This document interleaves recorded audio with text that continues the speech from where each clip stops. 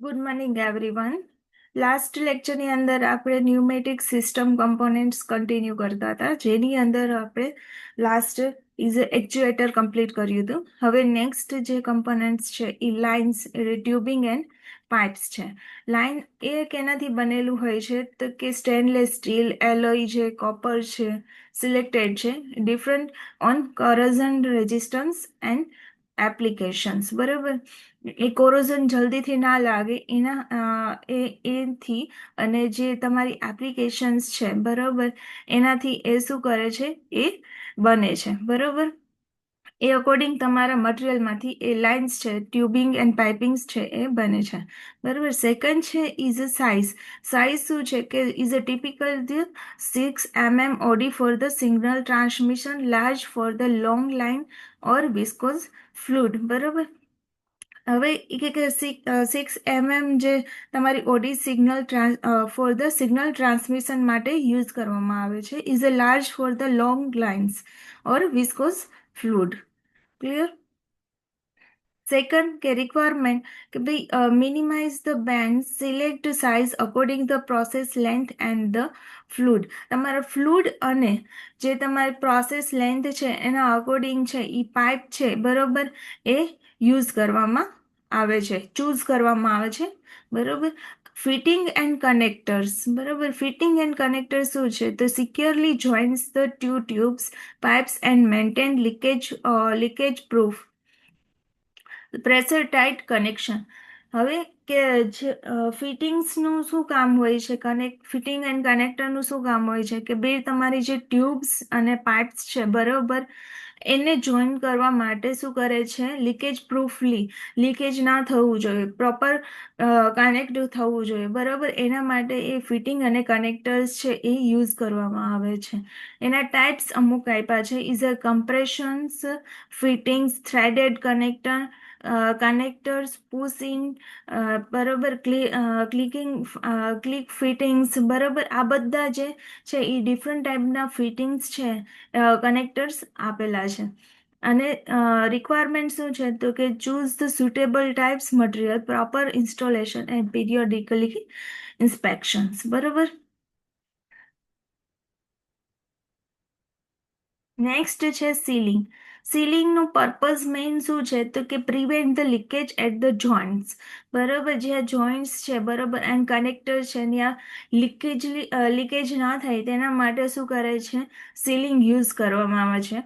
એના અમુક ટાઈપ આપેલા છે કે PTFE types for threads, polymer, liquid sealants, gaskets, બરોબર, ઓરિંગ. આ બધા શું છે તો કે તમારા ડિફરન્ટ ટાઈપ ઓફ સીલિંગ્સ છે. બરોબર, use reliably chemically resist sealing material, ensure the correct the installation. એની રિક્વાયરમેન્ટ શું છે કે કેમિકલી રેઝિસ્ટન્ટ સીલિંગ મટીરિયલ હોવું જોઈએ, એન્સ્યોર કરવું જોઈએ કે કરેક્ટલી ઇન્સ્ટોલ છે કે નહીં. બરાબર. પછી નેક્સ્ટ છે જંકશન બોક્સ. જંકશન બોક્સ શું છે તો કે immediate connection point for the tubing signal made for the SS316 L or GERF RP for the corrosion resistance and safety. Must meet the ingress protection standards. Example તરીકે આપ્યું છે IP65 and above for industrial areas, and provide the space for cable tubing ટર્મિનેશન્સ. બરાબર.